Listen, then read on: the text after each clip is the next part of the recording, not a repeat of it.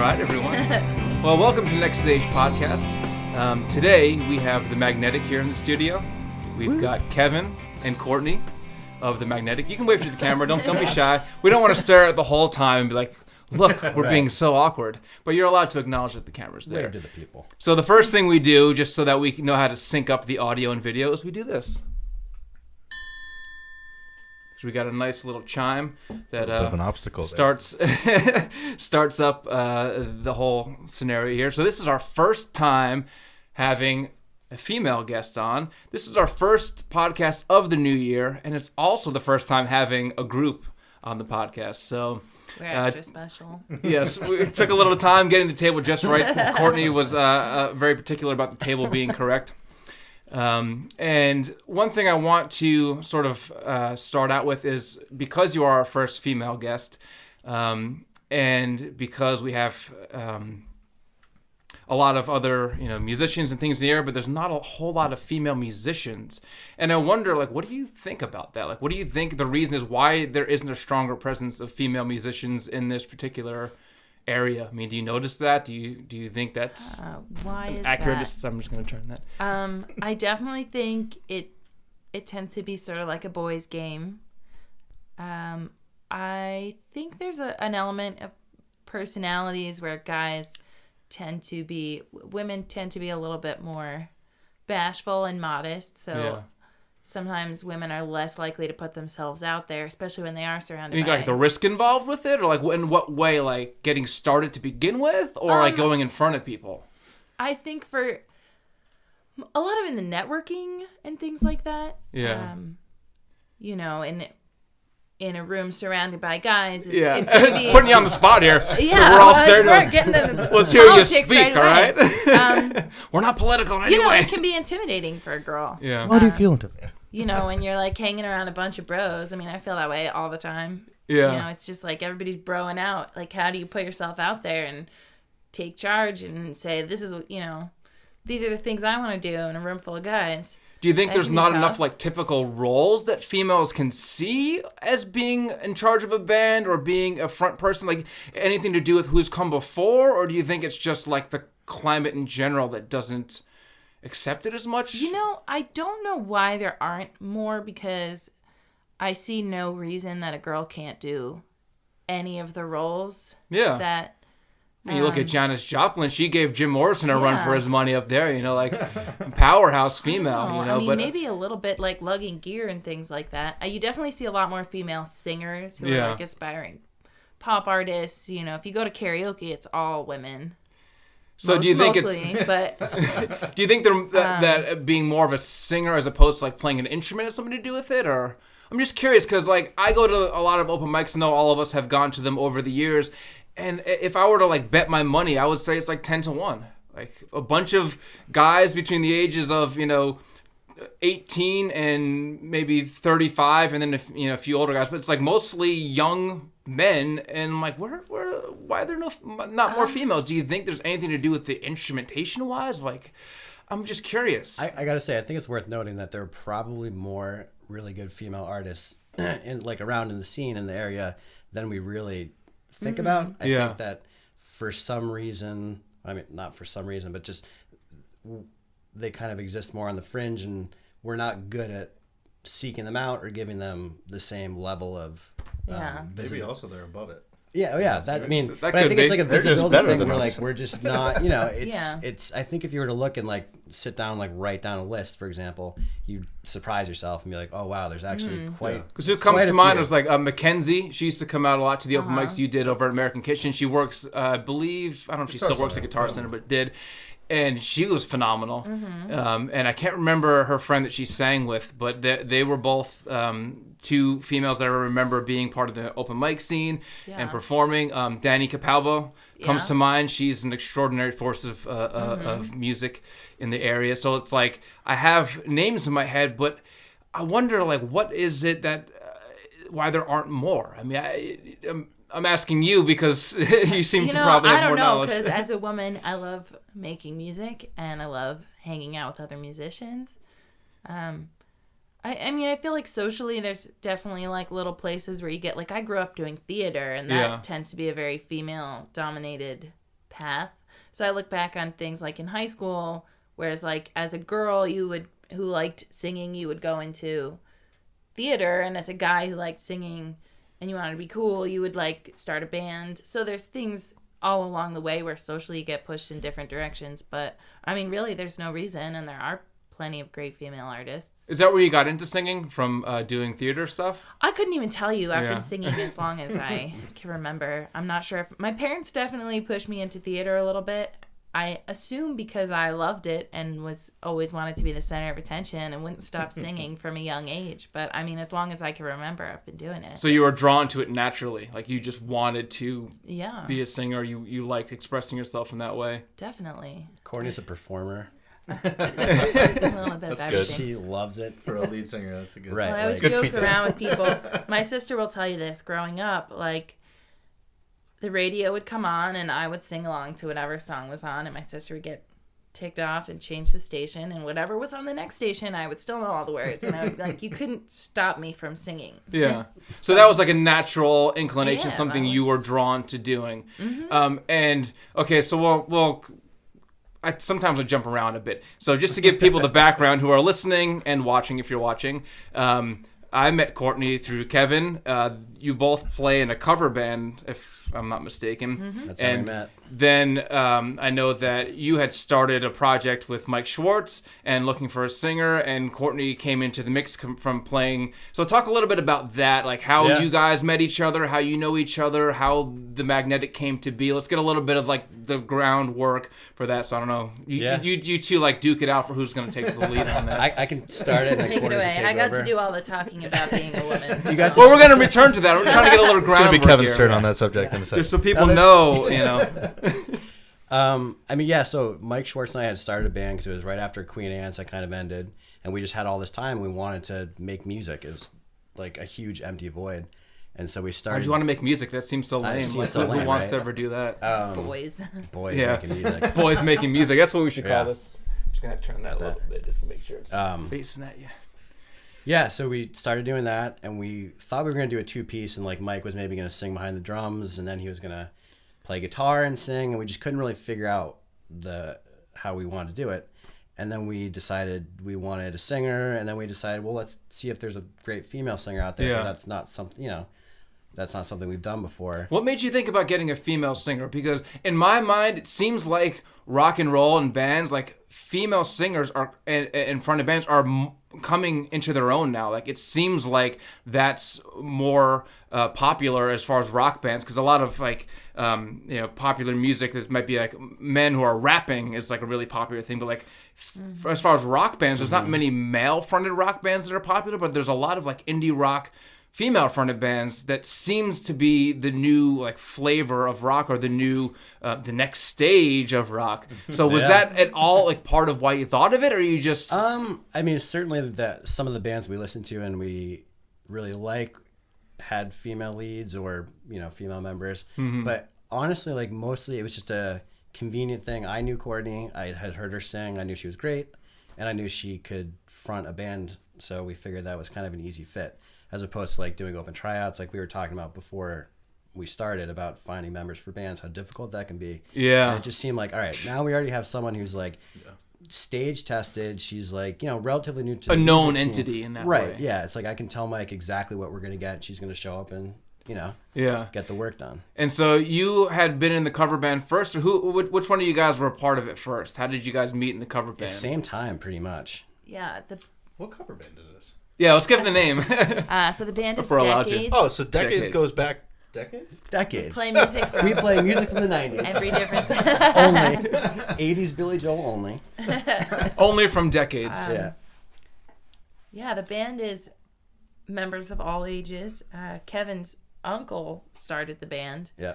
so he roped Kevin in. Yeah, I think he was like a Or- founding member or somebody else. But anyway. I don't know Okay. exactly how it I started. was hired on guitar, and then Courtney, I they found had, her and I like had A just trash moved- can somewhere on the side of Yeah. the road, because females can't take care of themselves. Isn't that like the thing? And we're I supposed to.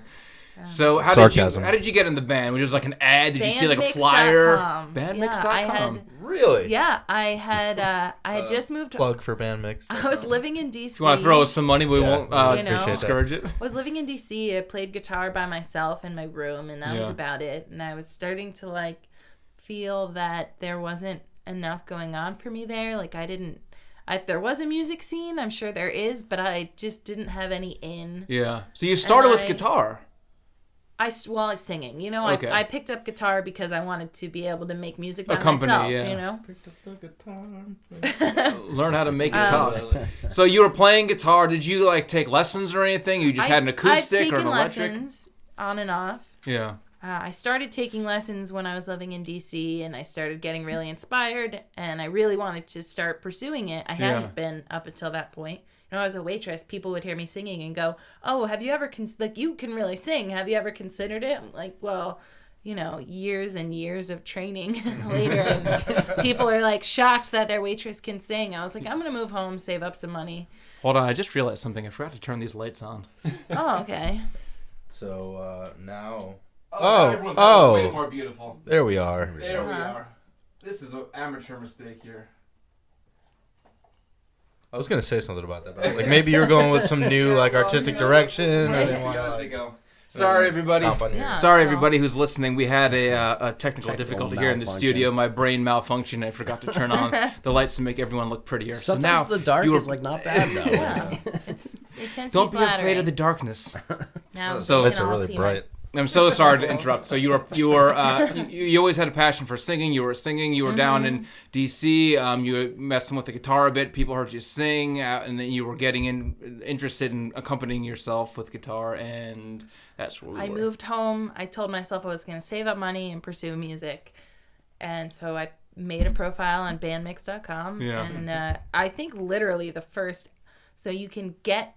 People can message you if you don't pay, but you can't message people. I'm a long-term. I remember that. Yeah, so I got a message. I think it was probably the first one I got was from Joe Sassano, and I drove through Brookfield. Oh man, that was a scary night. I'm like, Go on.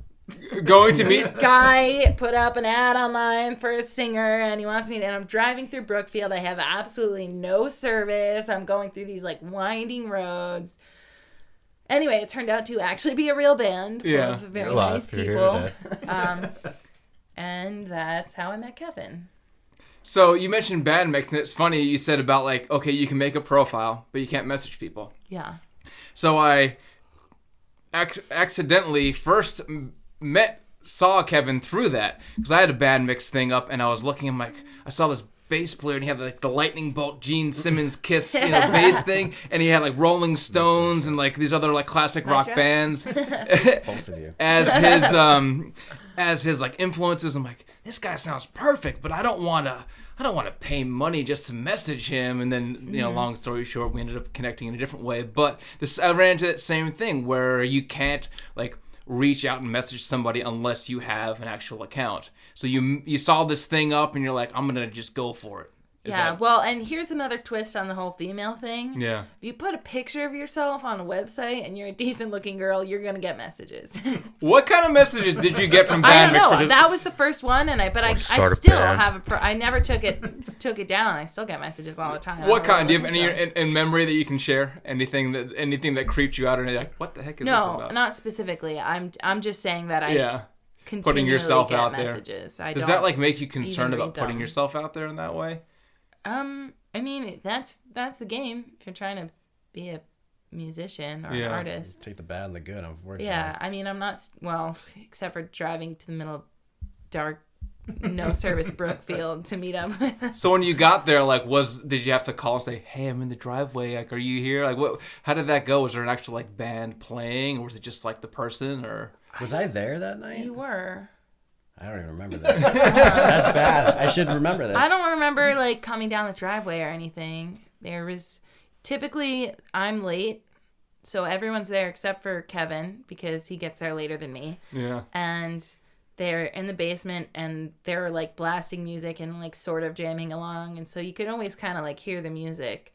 So that probably was the first thing. Like I heard It's a good indication that I heard there's humans jamming, involved, so I'm like, yeah. okay, there's like too creepy. musicians.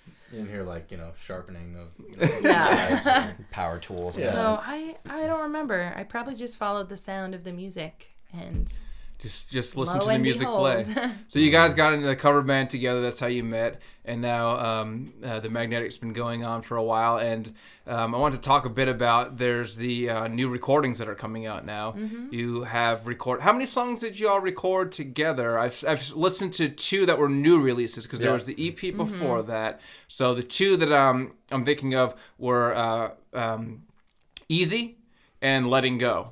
Are those the 2 newest releases? Those are the 2 newest singles. Okay. We have a couple that are recorded and not finished. We plan on releasing a full EP, but we keep writing stuff and we haven't really. It's like we keep writing. Isn't that how it always goes? That's the struggle. So It's also, I mean, It's a good struggle. I guess you guys Yeah. do more like recording at home studio kind of stuff, but it's tough because where we record is over kind of near Waterbury. Waterbury, is it? Cheshire, maybe? Where do you record at? Bonehead, right? Bonehead, yeah. Bonehead, yeah. Oh, I've heard a lot of good Yeah. things about him. And Tom is amazing. Tom, yeah. Tom's Shout the out to best. Tom. Yeah, he's Tom the at coolest. Bonehead. See, I was looking up at his, who he's recording. It seemed like I knew almost 70% of the people on there, or the He's bands very on there. affordable. He's passionate. Like, he gets super into it. He's quick. He's got good ideas.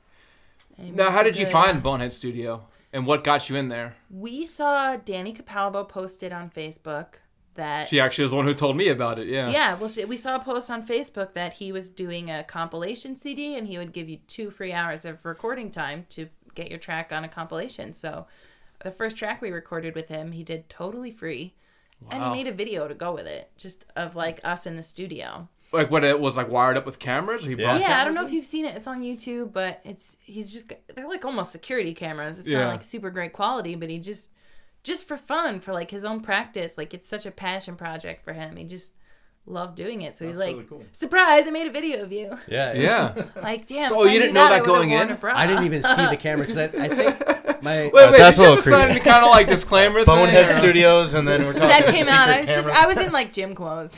It's not anything sexy, I promise. But that being said, like being like not knowing we're being filmed, like if I had known I was being filmed, I would have been like a little bit more awkward. It's like it Probably came wore out- tighter jeans or something. Exactly, You know, yeah. like maybe a shiny Yeah, shirt. a shiny you know? shirt or no shirt. I don't know. Or maybe There you go. a hoodie and a beanie. Yeah, I hoodie think and I'm wearing beanie, 'cause like I've worn it I'm every wearing day for like 6 my years. hot pink gym sneakers and like gray sweats, and then like a sweatshirt tied around my waist.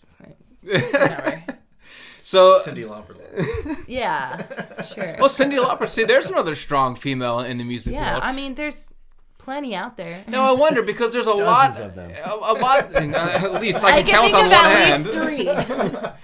Well, I think about it, and it seems that it's more common for like a female to be like a solo artist or something of like, you know, you've got Cyndi Lauper or Madonna, or you've got like, you know, somebody who's like on their own as opposed to like fronting a band. Do you think like that has anything to do with like coming from a singing perspective as opposed to like, you know, a music perspective? Because I remember when I was early pre-teen or something like that, seeing the Def Leppard behind the music, you know, and made for TV movie and being like, I'm gonna get girls by playing music. Like it was like almost like you know, that chicks will like me if I do that sort of thing. That like made me want to do it in some ways.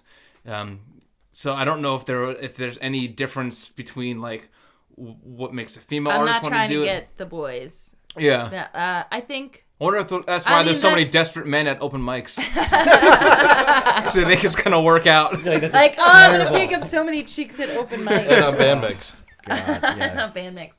I mean, I think I don't want to like start getting too like feminist, but definitely like a woman. No, please can do. Be, why more women are solo artists? Probably they can be sort of more of a product, like a face. Oh. I think it's definitely the sexualization. So they're being controlled, you think? Look at like the classic pop stars, that type of thing. Someone like Madonna, Britney Spears. Yeah. They're a product, a face. Like I used to say this about Rihanna, but I've really come to like Rihanna. Yeah. But I always thought like she Shout was out really Rihanna. cool. She looked cool. She had a good vibe. I wasn't particularly impressed by her music, but I thought she was a brand. Yeah. Like a woman, an independent woman can be more of a brand. Okay. The face of someone else's production. Now, I've come to really respect Rihanna. She's done a lot more business savvy things that have, and her own production that have impressed me more. But I always was like, she's a brand. She's not an artist. And yeah, I've come around. But you know what I mean? Well, I think in that music genre in general, there are a lot of people who are brands. I would say, like, even to give a comparison, like Jay-Z is more of a brand, you know. But when you look at Jay-Z, you assume that he's the mastermind, and when you look at Rihanna, you see the face. Oh, so you know think, what I mean? So I think that is why you are more aware of female artists as solo artists rather than as a band or as a business or as a product. And do you think that's because of gates that are in the way? Like, do you think there are men who are gatekeeping that prevent that from happening, or like what makes that happen? I wonder. And the conspiracies are record. Oh man, like I don't know. I'm just curious this is like getting a lot heavier than I expected. We God, I hope I sound smart. No, it's just because it's just curious. I mean, there definitely is gatekeeping. That is like a thing. I mean, yeah, and it's also what sells. It's perception. Yeah, I've heard it called that. Gatekeeping. What, gatekeeping? Yeah. It's kind of like goaltending, but No, I mean, I get the concept, but well, like even I've never for heard an the phrase. example, like my best friend who lives in Brooklyn is also a singer, and she's been trying to put together a band for a very long time. She's written very much on her own, and you can say her name. Yeah, Genevieve Fev of Lady Child. But I know kind of early when she first moved to New York, she found online someone who offered to produce her, but it wasn't her artistry. It was like they wanted to produce as an she image. wasn't allowed Turn to to date. something. Yeah, she wasn't. It was all this Wasn't crazy allowed to stuff. date? He was. Yeah, she wasn't allowed to have Whoa. relationships, and it was gonna be like very controlling of her life. Like they wanted to create a pop star, and they liked her voice, and they kind of liked her music, but they also had all these different ideas for her music, and she ended up ditching that because for obvious reasons. She wanted to make her music, and that wasn't. That's crazy. They wanted a cute girl with a good voice to make into their own product.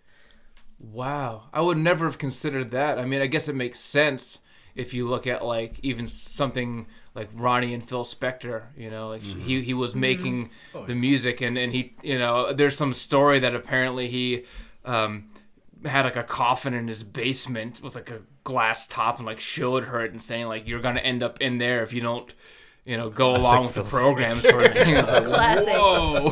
Because Keith Richards actually dated her for a while, and I guess that was put to an end. But it's like, that's twisted that a female seems like a commodity to be controlled as opposed to I mean, that's society. Don't we're breaking through that, definitely. Yeah, absolutely. That's why I'm happy to see that there's a lot of female-fronted bands now, and particularly in rock and roll. It kind of I harken back to the like '90s of when you had the Riot Girl movement and bands like Bikini Kill and stuff, and even Who are coming back, by the way. Are they? I did see that. Yep. Although all their concerts are like already sold out, you can't get tickets. Yeah, Like, I saw Kirby got it. And he was like all pumped about it. Like, that was a process, but he got a ticket. Yeah. You know, I thought it was funny that she dated a Beastie Boy of like, girls, all I really want is girls, and then like, it's just. I mean, the Beastie Boys are pretty, like, as far as I know, they were on WTF recently.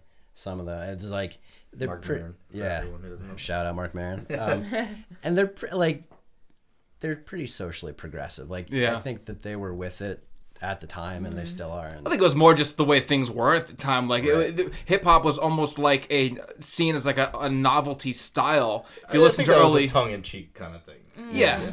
It was selling a certain sort of image, and like at the time, hip hop was almost seen as a novelty thing. Because if you listen to the early stages, their flow was all pretty much the same. Of like the hip it. It's like the idea of it becoming its own thing with like a unique flow of artists wasn't really in the beginning stages. You know, it was a little bit more of like people thought it was a novelty that was going to go away at some point. We need to have Don Olson here to talk about this. We do. We need to have him on in general. I mean, LJ started this whole thing off, the first guest, and Don will have to come on. Donnie is like the Beastie Boys, like, official, like, Danbury fan club. He turned me on to their like instrumental stuff. Like they had a jazz rock sort of album that they did. In Sounds from the Way Out. Is that what it's called? There's actually two of them. Title. There's two instrumental albums by the Beastie Boys. I can't really think of the second one, but Well, they were a band first, right? Yeah, they started as like a hardcore band. punk band. Yeah, I think that's where Rick Rubin got into them. Because he was like a hardcore kind of punk kid and used to go to these hip hop shows. And I've been watching the evolution of hip hop on Netflix, by the way. So I'm not like coming up with all this knowledge on my own, obviously. But it seemed like there was a lot of crossover at the time, and there was, hip hop was being accepted by a punk audience, much in the way I guess that reggae was. And so he was like a kind of like a punk guy that was showing up to these hip hop things, and then got involved in that way. So anyway, enough about Rick Rubin. Back to the Magnetic. So you guys have the songs that are being released now, the 2 that are released, and then there's 2 more. A couple more, yeah. In the bank, if you will call it that. These are What's songs, the plan for those? Well, we want to release like 4 or 5 in one go, I think. And kind of like we'll take the 2 that we released as singles and package them up with a couple more songs and do it that way. And will it be like a final, like an EP at the end? Will you call it that, or you're just going to do singles? I think we'll do an EP. I would definitely I don't know if anyone else still listens to CDs. I love to put a CD in my car, and my theory is I'm kind of returning to that. I like the physical copy. On Spotify too, because I definitely just crushed all of my entire CD collection with a bass amp recently. Oh. So, wait, crush them with a bass? They were in the backseat of my car. And, I thought this was some music term, like crushed them sonically. Actually, flat. Oh no, with a I bass amp. lost a lot of my CDs. How did that happen? Have you seen my car? No, I haven't, but describe it for the listeners. What's your car like? It's like CDs are in peril of bass amp crushing. Well, I had the. Don't be a CD in Courtney's car, just so you know. I had the visor clip thing, so I had all my CDs in the visors, and then they just kind of got beat up. How many? I had it on each. I think one was like 10 and one was 20, so one was had a lot more CDs than the other. Yeah. And you they took started them off? falling out, and they started falling out and falling down. They just I remember that. That's actually really dangerous. Beat up and stuff. Take a tight corner. Driving, yeah. So, they get put in the front seat then, and then somebody gets in my car, and they let me put this in the back seat, and then I also put the bass amp in my back seat. And then right on top of it. And then one day I clean out my car, and I realized that most of my CDs are broken. What are all these sparkly shards everywhere? Yeah. And that's how you compress music in the 2019. Yeah. Anyway, I have Spotify. I listen to, but I right? You listen to playlists. You listen to, I don't know how everyone else does. You listen to singles. For me to listen to a song more than once in a day, I want a five or 10 tracks. Give me an album and I'll put it on repeat and I'll listen to it over and over again. I agree, because you get more of a sense of the artist that way. Mm-hmm. But if it's less than 5 songs, you can't repeat it because it's too quick. Too fresh. Right. I feel like we are part of the EP generation now, though. Yeah. Yeah. People are 5 songs is good enough. 5 songs is Let's good. release it, guys. 5 good songs. But that's the thing. Is we're making who's paying for us to release more than 5 songs? Hey, I'm in that same boat. Ghost Wonders. 5 songs. It's and tough. that 5 songs was hard to get to. I mean, let me tell you something. That 5 songs was enough songs for me to listen to that CD for a very long road trip. Oh well, thank you. You're welcome. I think you contributed to our 18 cents we've got. I love the Spotify payments. I bought the CD. Oh, I didn't buy the CD. Oh, wait, I'll double your money right now. Here you go. Oh, thank you, man. I didn't buy the Thank CD. you. I stole a copy of the CD from Kevin. And I listened to the CDs, so you didn't even get any Spotify. Wait, you stole his music? I did. Oh, wow. Admitting it. Here, we got that on piracy on tape. That copy of that CD got passed around a lot. Yeah. Well, it is kind of true of kind of matches the Gutless Wonders theme, I guess. It is kind of true of the EP being a thing people do, and I think part of it is the attention span, that people don't want to dig into an album and spend time with it. But then I do. I think it's reversing in some ways, because I know for myself I would rather have more songs to listen to, because you get a certain sense of knowing the artist based on multiple different variations of what they can produce. If you have just one song, it's kind of okay, I can hear that one song, and it's hard to put it in context. Well, you're not going to put one song on repeat, are you? Maybe. I mean, I definitely do, and it's bad because then I'll kill songs. It'll be like I hear it in the morning, and then I'm coming home from work and I'm already over it, and I just need, it's like unless I'm terrible. trying to learn it, like 5 songs, I'll put on repeat and listen to the same 5 songs for a month at a time. So in a way, they're like on demand, hear what you want, kind of like sort of negates the ability to get used to things. Because in the old days, when we only had like terrestrial radio broadcasting, you had to wait to hear the song again. Yeah. Now we can I want it. I mean, Or like how much you cherish having a CD. I used to own that music. Yeah. I have that CD. And for me, here, the internet goes down a lot up in Gaylordsville. Well, let's go and back if I to had the LPs. internet... Huh? Let's go back to records. Yeah. You know, that I feel like vinyl's coming back too. Oh, absolutely. You know, I mean, By the way, sorry about your CD. Okay. Sorry for stealing your intellectual Stealing property. your CD and then... it's okay. No, I This will think be that one processed survived in court. the crush. Court-ordered logic. Order Logic. I was just about to say, does anyone remember that ridiculous band name we thought of? Were we voting for that part? Yeah. Were we? I don't think so. But yeah, I like the idea of physically owning a copy of a CD because it can't go away, number one. And like if internet goes down, you don't have the music. But also the idea of, I remember like my parents and aunts and uncles having crates of records, and you can go through their LPs and see this is what they used to like when they were teenagers or in their 20s, and that's like sort of like a documented history of what that person was listening to, and we don't have that now. You're not gonna be able to show your kids, here was my Spotify playlist when I was your age. Like you're not gonna do that. Has that feature. Like, do you remember Groove Shark at all? Oh yeah. So I had these great Groove Shark. Did they playlists. open for court-ordered Logic? I think they did. They did, yeah. Right after Asymmetry. Asymmetry. But like I had all these great playlists that I had built up for like parties, for work, like driving in the car, like whatever. I had these great playlists, and one day they just went dark, and like that was it. All that music, all that time. Better screenshot that. No, I didn't screenshot anything, and it was all lost, and it was like devastating. So like that's the downside to this digital. Similar the Napster collapse. Yeah, yeah. The Napster stolen Similar music is what gone. happened to Thanks, all- Lars Ulrich. What happened to all of the music Rick. from Okay, my Rick. CDs that I thought I could get rid of because I had them on my computer after I killed my computer with LimeWire? Oh, so you lost all the music that you had uploaded on No, it wasn't really because of LimeWire, but yeah, I did. Yeah. I had a computer crash in college and like lost years of music collection. Well, I think that's part of the thing is that it's ephemeral. It's not really there. It's just zeros and ones somewhere on a server, and we don't actually have it. I do like the idea of like having the physical disc, even if it's a CD. Remember making mix CDs? Oh yeah. Like I think we're paying for our sins though, in a sense. Like we all All the just music admitted we to stole? pirating music. Oh, 100%. Like so we now. why as won't artists, people pay for my music? Yeah, so God. now as artists, we're like, this Spotify doesn't give me enough money. Like,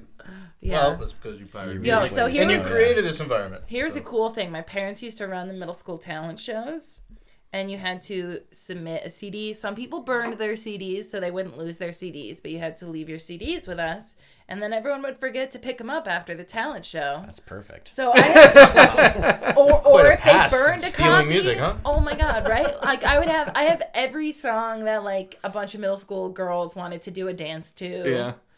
All of those CDs What and a songs lot we're of talking karaoke CDs. I got some Michelle Branch karaoke. I got some J-Lo karaoke. The staples. But the burned ones, they don't work when you plug them into the karaoke machine. You Weird. have to know the words. Wait, what do you mean? Like, because there's like a code on it that tells the remember words? karaoke? Yeah. I'm sorry, I didn't know. I've only done karaoke like professionally at a place. I forgot about it. CDs off the ground. Yeah, I don't know the limitations of CD home burn karaoke, but apparently that must have been quite a gripe. Yeah. Yeah. Underground karaoke. Yeah, this Ooh. bootleg That actually karaoke sounds interesting. doesn't have the lyrics on the screen. So what, like, there was karaoke CDs that like had the encoded like words in there that like would display? Yeah, if you had a karaoke machine, I completely forgot about this, except my neighbor brought over a karaoke machine for my mom's party last week. And he was like, oh, here's all the they're still karaoke making CDs. I don't know how old it is. Oh, okay. But he had like 5 whole karaoke CDs. I'm like, this is your, like his selection for karaoke was like 5 CDs. And it's got a CD player with a screen on it. And when you put the CD in, the lyrics show up. Wow, I didn't know that was a thing for that. Yeah. Interesting. I'm way behind the times in karaoke. It's an extension of like, getting the title and song and that kind of thing. That's true. You can encode that data. Yeah. I've looked up like instrumental versions of songs online and like done like bootleg karaoke that way. Sometimes when we've had friends over, I'll like hook up the PA and then like use the iPad and just like play songs, and then it's like, hey, we got our own karaoke here. It's fun though. I mean, there's something about singing karaoke that is like liberating in terms of not having to have a band, because there's sometimes a roadblock of like learning a song to play, and you have to like learn the guitar chords or whatever instrument you play in order to perform it. But like doing karaoke, it's like it's all there already, and then you just get up and like, I've never been able to learn this song on guitar, but I can sing it right now. Have you guys seen that viral video of the guy singing Tequila at karaoke? No. Oh yeah, just waiting for Tequila. Just waiting. Yeah. Wait, what do you mean you're standing there the whole time? Yeah, letting the song play. Yeah. Are there words to that song? Tequila. That's it. Yeah. Yeah. I thought it was brilliant. It makes me think of Pee-wee's Big Adventure when he's doing that like dance on the bar to get away from the biker gang, and he's like gets like shanghaied, and they don't want to let him out of the bar, and he like steals the cook's shoes and is like doing some kind of like pigeon-toed dance, and he starts breaking bottles and calls it break dance, and they put him on a motorcycle and he flies into a big I have no idea what you're talking about. Never seen Pee-wee's Big Adventure? It's been a long time. This is one of the best things about Courtney is she hasn't seen like any movie ever. So you can be like, oh, Big Lebowski. No, I mean, keep describing it. I'm loving this. Yeah, you're just going on. Do you know who Pee-wee Herman is? Yeah. That was one she hadn't seen. Big I Lebowski. fall asleep. He's tried to make me watch The Big Lebowski a million times, and I'm always like, oh. Just out. That movie seems longer than it is. I remember the first time I saw it, a friend of mine was like, oh, we got to watch The Big Lebowski, and like he paused it to go to the bathroom at some point. I'm like, how much longer is this movie? He's like, there's another hour. I'm like, what? It goes, I feel like this has been going on forever because there's so much happening. Scenes. I think at one point I woke up and everything was really trippy, and I was like, what? Yeah, this isn't what I signed where for. he was like knocked out. Yeah. I don't know. But yeah, this is like they were just at a bowling alley. What happened? This is a constant thing with Courtney where like we're driving to a gig or something like that, or at a show, whatever. We're just talking, and we'll mention something pop culture, TV, movie, and Courtney has not seen it, and like has no idea what we're talking about. You got to mansplain to her what the thing is. I mean, it's like I think it's like because we're a couple years apart, not much, but like it's just those couple years that make all the difference in like pop culture reference. Like it's really like. I don't watch movies also that. So I want to ask each of you guys in succession. You don't have to like talk over each other. Who wants to go first? Before you know the question, it's a loaded question. I'll go first. Okay. I like this. Give me the bands that got you into music, that got you inspired, that God. made you want to pick up an instrument, and what instrument was that at first? I don't know if you started at the bass or the guitar or drum. Where'd you start and what made you? The first song I ever heard that made me like really get into music was the Jimi Hendrix song "Have You Ever Been Experienced?" Yeah, with the backwards guitar in the beginning of it. Like, yeah, for some reason I remember as a little kid hearing that and like just blew my mind. I was like, that's a guitar? Like, how do you do that? You know what's interesting today? Earlier on, because the iPhone has like a GarageBand thing, you can do this fake like DJ thing where you like manipulate the sound, and I was playing with that when my daughter Ella was over, and we're like messing around with sounds, and then later on that song came on, and she's like, oh Daddy, that sounds like what you were doing before, except you didn't go to DJ school. Yeah. I was like, that's Jimi Hendrix and it's a backwards guitar. I don't have time to explain it. Anyway, went to DJ school. Jimi Hendrix. Yeah, no, went to DJ school. According to my daughter. Anyway. That song, I remember for some reason that like just blew my mind. And then I think it was, I mean, not really a specific song, but just listening to the Ramones in middle school. I was like, oh, I can like get a guitar and I can do this myself if I want to, which was like kind of a game changer. Was it the accessibility of the music that made it seem more attainable? That like, oh, I can do some power chords real fast. Right. Which is actually tricky to play that quick. Yes, definitely. Oh, he played. Well, especially, just like the down. But like, yeah, definitely the Ramones. Like, I could pick up a guitar and learn Blitzkrieg Bop, and play it for my friends, and it was like it was attainable as opposed to like the other stuff which I enjoyed. It just felt so out there. Like, how could I possibly ever learn? What were some of those bands that were too far out for you to think how to play? Like the classic rock format stuff, like Hendrix and the Who. I know it's kind of. We're not supposed to talk about the Who around here. Oh, we can talk about the Who. And you're spinning something that I wrote about the Who. I know. Into me hating the Who, and this is not the case. This is character assassination. Who cares about what they want to do now? I mean, I will listen agree to with their this. last album? No, I Okay. definitely agree. That's my point. That's my point. I agree with you there. Like So, certainly, yeah. like these classic rock format bands, like their current tours. Even and the their current Stones, music, man. Who's gonna go out and Right. see the Stones like brittly like? I tried once, but it was just too expensive. Absolutely. Who's gonna pay $350 to go? I'm not see gonna listen to half the album, show? but I'll go see it. Yeah. Well, that's my On thing. principle, it's just to say. And I saw them once in Giant Stadium years back, and I was like, I saw them live. Did it. Done. How many man. years we talking about? I think that was 2006, I want to say. Prime Rolling Stones. A couple of years ago, my sister texted me and my dad and said, if you want an idea for what to get, my sister lives in Texas. If you want an idea for what to get me for Christmas, Meatloaf is going to be here in a couple months. Wow. Well, me and my dad and my sister all listened to Meatloaf a lot when I was a kid. So my dad was like, yes, family trip. We're all going to see Meatloaf. He bought us all tickets to see Meatloaf. It was like one of those theater type venues where it's like sometimes Was it they a have theater in fun- the round? No, where there's like a balcony and a nice bar, like the Capitol Theater or like It wasn't like a club. it wasn't a club. Well, obviously. Meatloaf doesn't My go dad, I mean, Meatloaf don't do he clubs. bought my flight to Texas, like everything. Like he was so excited. We were all gonna go see Meatloaf as a family. Obviously a novelty, right? My dad was we left the show and he was like heartbroken because Meatloaf was so old. I'm like, he was old in the 80s. Yeah. Like, what did you think you were gonna get? He was in Fight Club. He lost his voice That's twice right. I always from forget cocaine, that. and everybody knows this. Like Yeah. what? I'm like really like. I wonder Dude, what Dad, we were like this close to Meatloaf. Let it go. I had the same experience going to see Bob Dylan with my mom, where it was a rough show to get through. Like his band was great. It was amazing seeing him play like the songs that you know, but it just was like That voice doesn't really didn't- grow old very well. yeah. No. The openers were Doesn't age Wilco well. and My Morning Jacket, and everyone laughed after the openers. It was Okay. like I think My Johnny Morning went to that too. Jacket. Yeah, I mean, it was- Jones Beach. no, this was at Bridgeport. I'm sure Or they have whatever. more shows on Yeah, the tour, yeah. obviously. But like it was so sad watching everyone kind of like file out as like Bob Dylan's taking the stage. Like we were able to get up. To Really? They were leaving. Oh yeah, people were leaving in mass after the first like After 3 My songs Morning of Bob's. Jacket. They're like, oh, Dylan's going electric. I'm Times out. are changing, Bob. Basically, yeah. Yeah, that's sad. So Yeah, you we had. saw Meatloaf. That's all we needed. I wonder what like his family. Do they call him like Mr. Loaf or like Mr. Meat? Like what do people call him? For as much as I listen to his music, I have no idea what his name is. What is his first name? Name is Robert Robert Paulson. Paulson. Damn it, you beat me to it. I was gonna say that. Oh, perfect. That was well timed. So you had you said Hendrix, and then the Ramones, where you got into music. What any other bands? I said 5. That's 2. So you got 3 more. That's 3. Oh yeah, There's so 5. 5 total.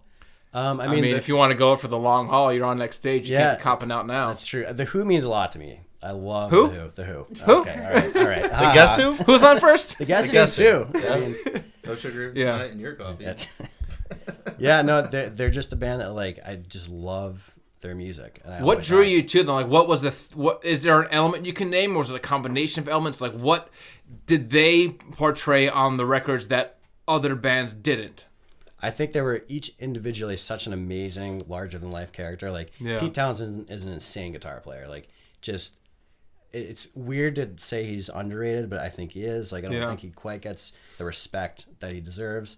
And then you've got like just the whole band. Each one of them, in their own right, is like just such a master at what they do. What would you call his artistry with the guitar? Because he's not known for like leads and like Right. flashy showmanship. Like, what do you Right. think he's I mean, he's known for? That I you say think- is puts him in that category of like needs more appreciation. I just think that his songwriting is incredible, and Yeah. just his stagemanship and showmanship. Like, yeah, his like song. I mean, his solo stuff is great. Like, he's just incredible. Well, he did make rhythm guitar almost like a lead, in Right. terms of the guitar driven thing. I guess in a way that AC/DC then kind of picked up on, of using a hard like driving rhythm as like the main thrust. You mean for Moon? Yeah. Yeah. I mean, certainly that style of guitar playing appeals to me. I mean, that's how I like to play personally. Like, I'm not a lead guy. I'm not really like good enough to do all the cool leads, but like I could definitely do. Like John McLaughlin. Like, you're not.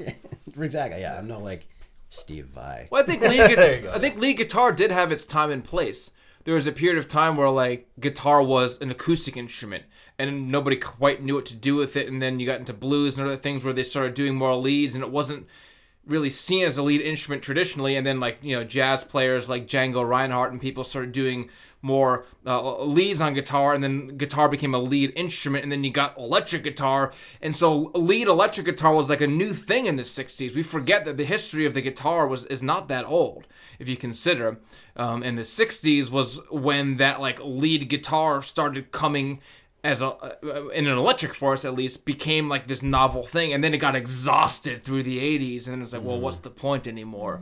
You know, and I would argue that a lot of the grunge bands kind of killed that. You know, you watch some of those videos of Nirvana playing in like Scentless Apprentice, you know, for example, Live and Loud. It's the guitar solo, supposedly, and Kurt's running around like tapping the monitors like, I can't hear myself, just like letting feedback go. Like that's his clown on Eddie Van Halen being like, you know. Also a band that picked up a lot from The Who, destroying. And also Eddie Van Halen wanted to play with Nirvana and said, let me play the brown guy's guitar, talking about Pat Smear, and it's like, that's pretty... Whoa! I've never heard racist Eddie Vedder, really? Eddie Van Halen. Oh, Eddie Van Halen. Sorry. Yeah, Eddie Van Halen. He wanted to play with Nirvana one time.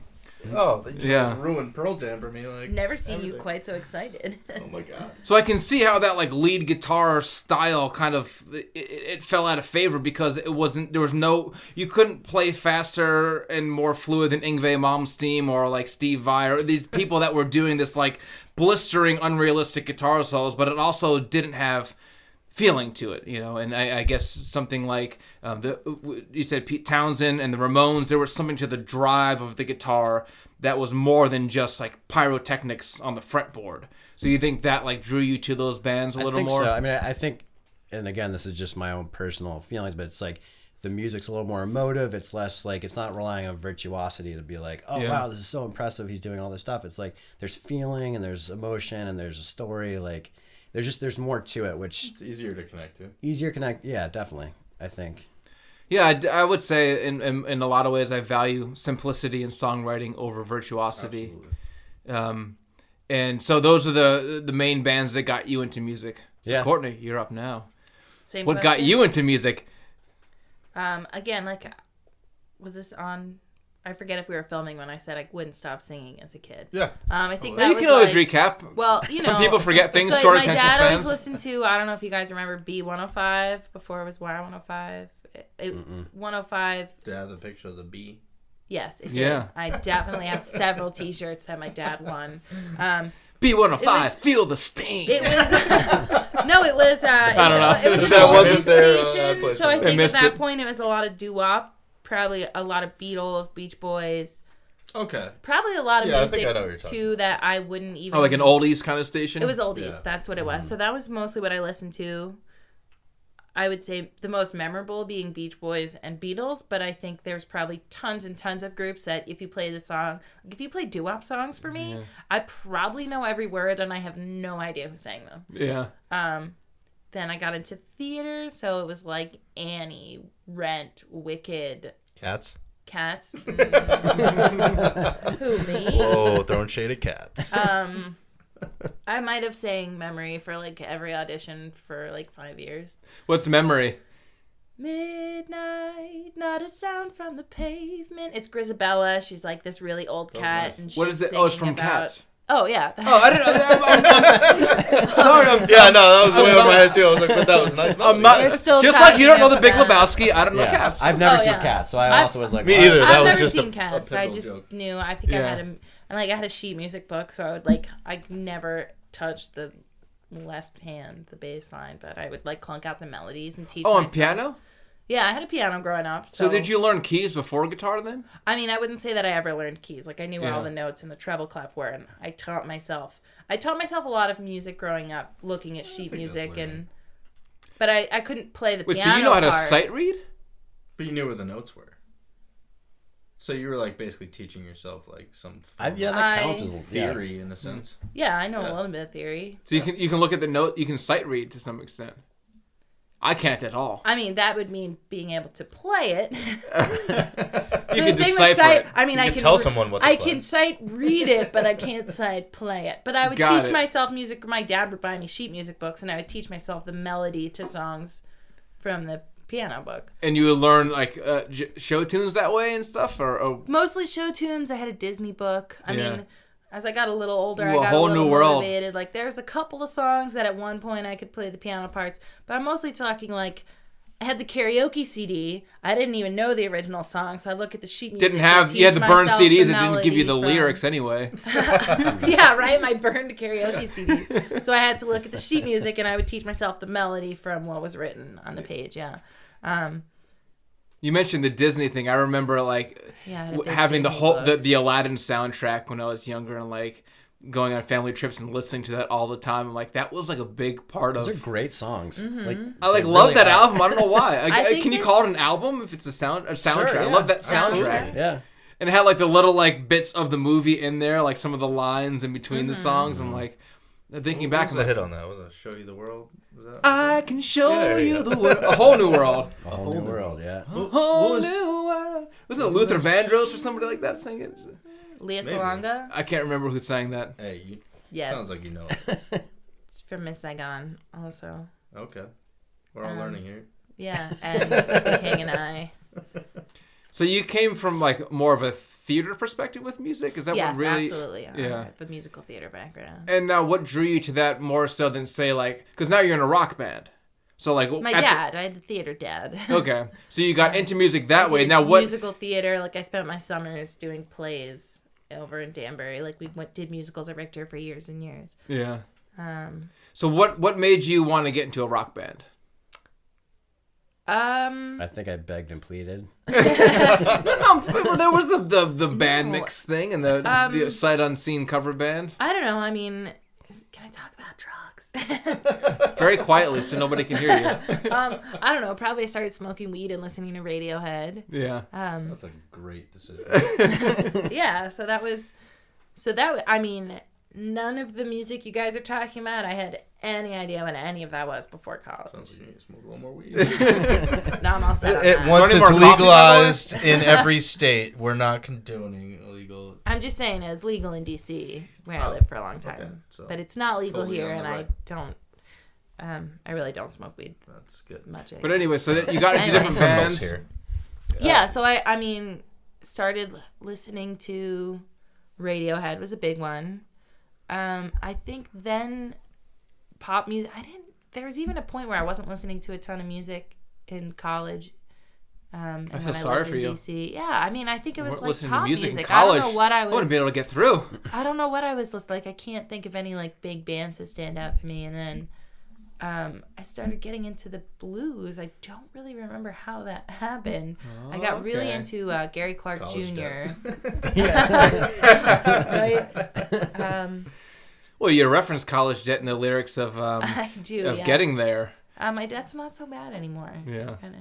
So Still- Gary Clark Jr. is who turned you on to the blues. Yeah, that was, and I think honestly that was one of the first times where I started being like, like I had always, the music was melody and lyrics to me, and I was starting to be like, wow, the guitar is like emoting so much. Yeah. And that was when I started really, like in college, I had like pulled out my guitar at parties and played 4 chords, and I was starting to be like, oh wow, you can really tell a story with the instruments. But What I songs would you hadn't play in really- college? Like your party. What were your oh. party hits? Did you have lyrics for the karaoke for everybody else? And I pulled up guitartabs.com. I think I did Smash Mouth, All Star. Ooh, nice. I did Adele, which is not great for parties, but I would imagine that being hard on guitar. I would assume that probably get those it was weird always 7, that 8, B 9 minor. Well, I chords. was playing like the dumbed down version. Yeah. Um, Oh, it doesn't matter. what else did I play?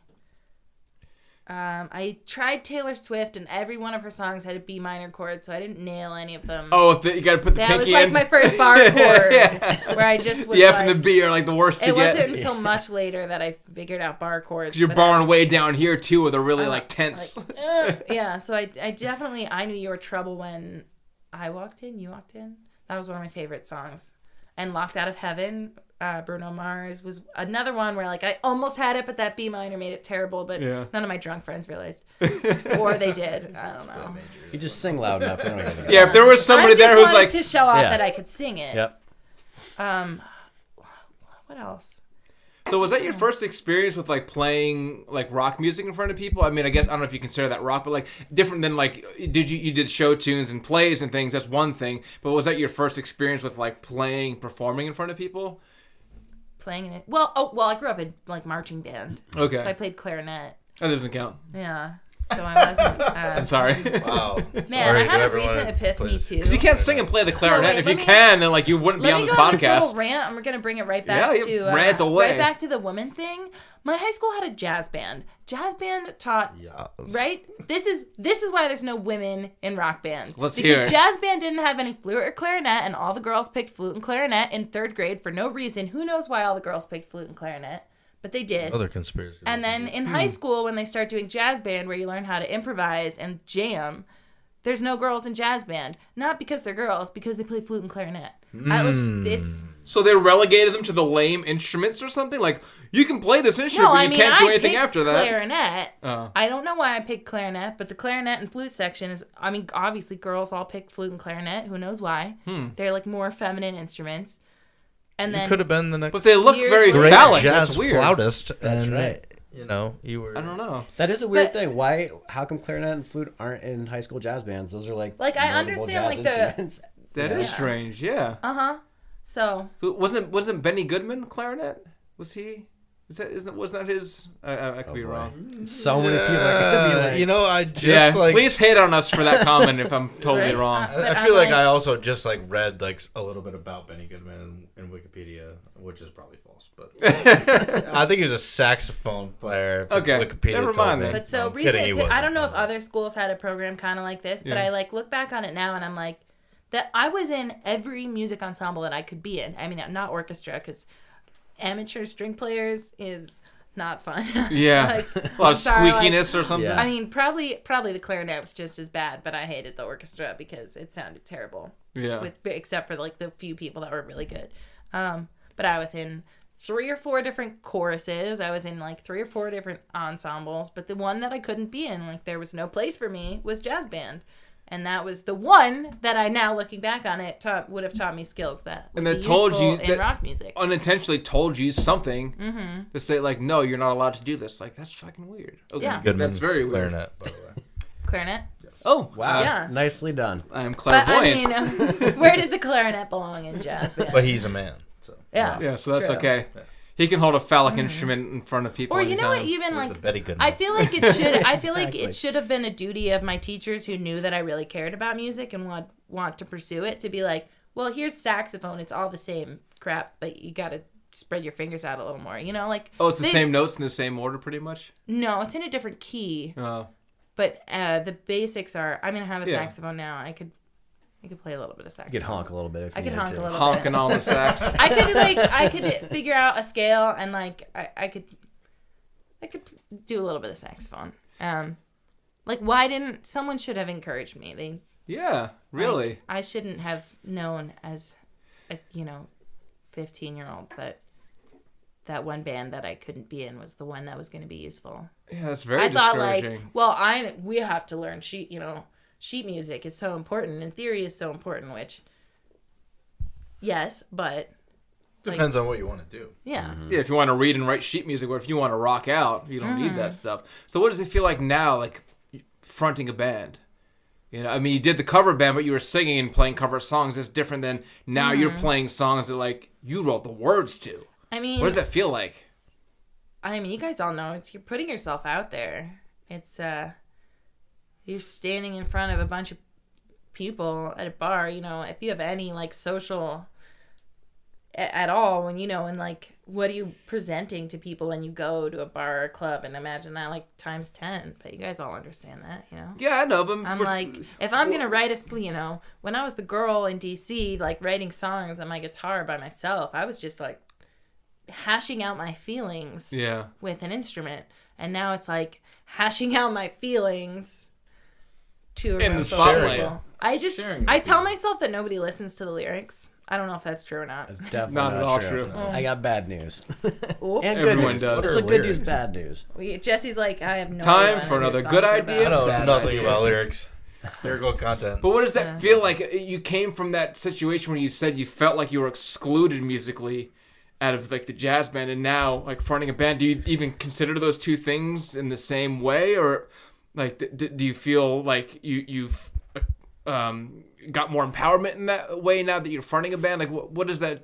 How do those two things correlate in your mind? It goes both ways. Like there's a million times a day that I feel that same way, where I'm like, I'm a girl in a guy's world, and I have all these missing, not just because I'm a girl, but there's so many missing experiences, like all those years that I was bartending and doing theater, that like you guys were playing in bands. I mean, all the time I'm like, there's so many things that I could be doing differently. Like, do I fit in? I don't fit in, blah, blah, blah. But then I get up on stage, and I mean, again, you guys all know this feeling. Like, we played a show on Friday in West Haven. It was like one of those private, like, message me for the address kind of shows. And, ooh, nice. And people who I adore and respect and look up to were singing the lyrics back at me, you know?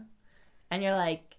That's a good feeling. That, there's no better... Like, to see someone dancing and they know the words to your song, like, no better feeling. That means you're really doing it. Yeah, like, people... want to hear what I'm putting out there. And that's the main like thing to affect is we want an audience response. Anybody who does this, it's like, yes, people I didn't recognize knew the words to my songs. I was like, that is awesome. Yeah. And that's a very powerful experience to have, and like statement to make, that like you were saying before, feeling like you were told to you were excluded from something, and now having that reverse, experience. And do you think you would have felt the same thing if you had continued with theater stuff, or do you think they're in like a separate world? excuse me. You're excused. What you do? That's something weird. What was the question? I was gonna say that excluded. Well, I was saying if I did the theater. experience that you're having now of fronting a rock band. Do you think like if you had stayed with theater and been doing theater stuff, would you have gotten that same kind of experience, or do you think there's something different about being in a rock band? It's definitely different. I mean, I went to college for theater. Like, Yeah. I have a drama degree. And I Weren't you in found some commercials too as a kid? I did a lot. Maybe we'll get to the next time we have you Next on. time. We'll discuss that. But We'll bring the headshots. It's a whole thing. Bring my child modeling portfolio. awesome. I had a total stage dad. I felt later in college, like when I first started school, I was super into it, and I started, the competitive nature. It's girl against girl. It's like you're competing with girls that look just like you to be a tool in someone else's art. Is how in the theater world, you say? As an actor, I feel like you are someone else's tool. Wow. And I just, plus the networking end of, like, I found that I don't want to, like, talk bad about anyone, but, like, I felt like it was just sucking. Names. No, just no one specifically. Like, the scene, it didn't feel like my scene. Like networking was, it was work. It was sucking up to people that I didn't particularly care to get to know any better. I didn't enjoy that. You haven't noticed any of that in the music world?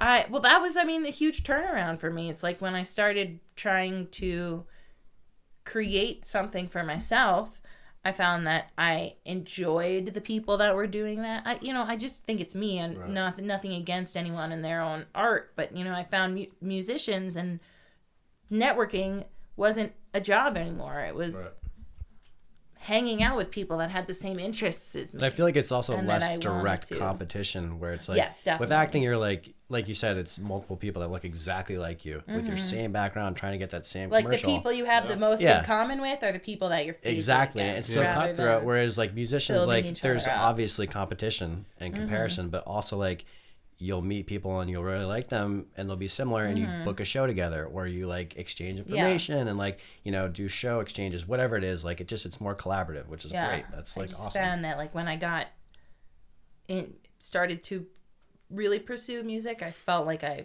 that was my crowd. It was like felt like a much warmer.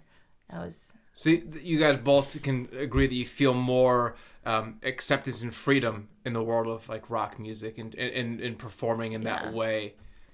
I think it's scene dependent, obviously. Like, you know, we're lucky that we have a pretty good group of people around here that are welcoming. I mean, it's nice to hear Courtney talk about her experience coming into the scene as an outsider, because we've been playing open mics in Danbury and the surrounding area for so long. Yeah. I think that we don't really have a sense of what it's like to show up to an open mic at O'Brien's or wherever and not know people and show up. So it's nice to hear that we're not totally horrible, I hope. You know, it's like relative. It's certainly like nerve-wracking meeting new people, but, you know, people are comfortable in the scene, which is good. Yeah, there's more openness and accepting. And I guess, as you said, in the open mic world, because it's non-professional, there's no one's being paid or whatever. It kind of evens that playing field to where anyone who's doing it is doing it because they love it and they want to do it.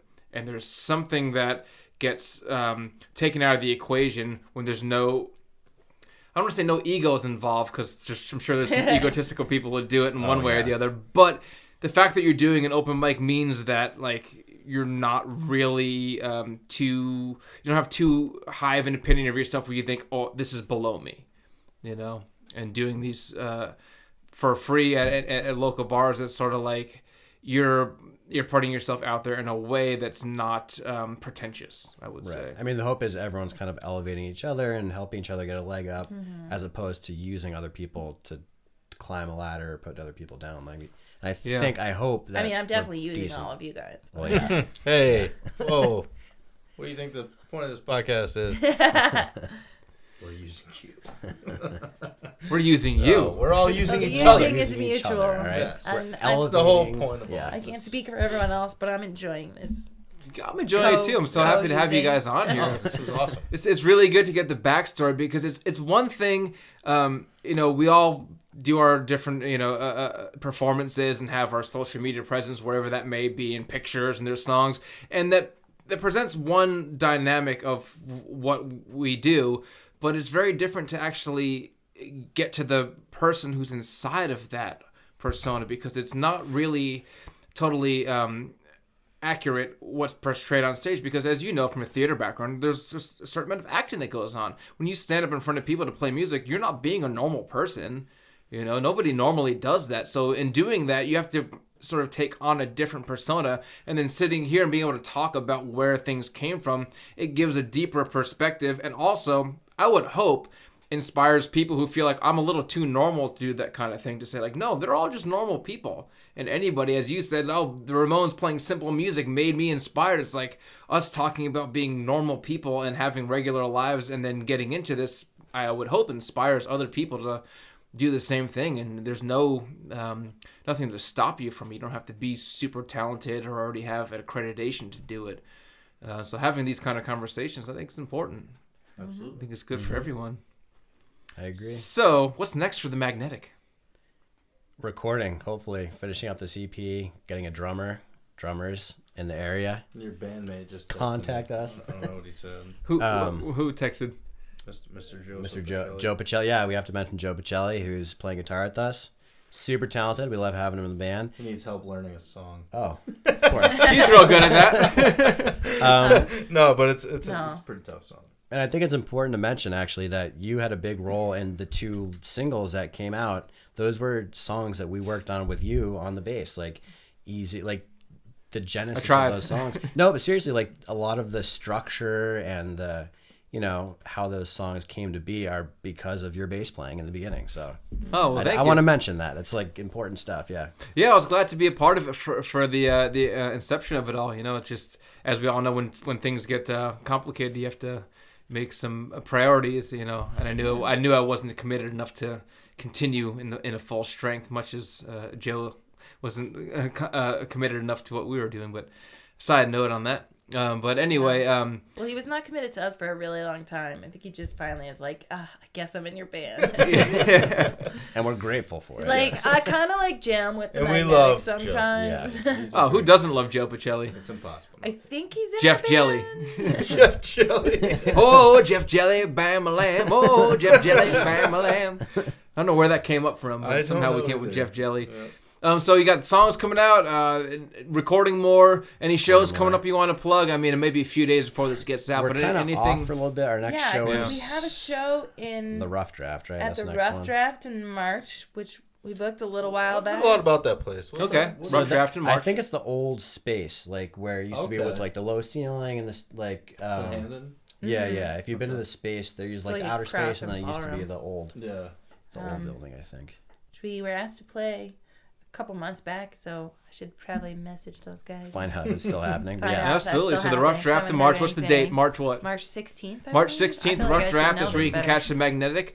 They got some songs that are available on where are they? Spotify or the newest singles are just on Bandcamp. On Bandcamp, you can get them on Bandcamp. Can you download them and stuff off of there? You can download them, yeah. Mm-hmm. Okay, so download the songs off Bandcamp. We did just do a little lyric video for Easy, so you can find that one on YouTube.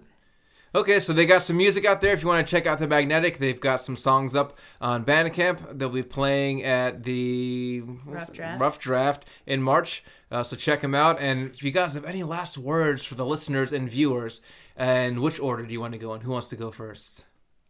I mean, I just want to thank you guys for doing this podcast. It's awesome. Oh, thank you for coming out. Braving the ice and snow of this. It's 7 degrees out, people. Yeah. It's freezing. It's very cold. And none of them slipped on the driveway, which I'm happy for because I don't want to get sued. Although they still have to leave, so you may hear a different story after this. Yeah. I think Kevin's going to head dive out of here in order to take me up on that offer.